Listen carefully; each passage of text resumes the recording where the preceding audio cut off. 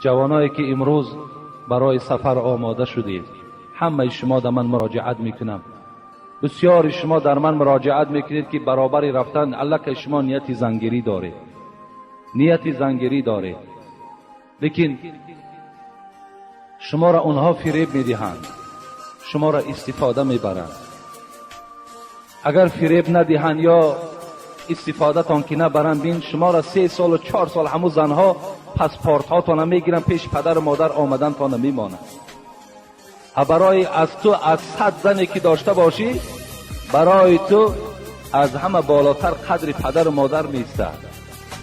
این قدر پدر و مادر را فراموش نکنی که حبیب خدا میگوید بر آباءکم تبرکم ابناءکم.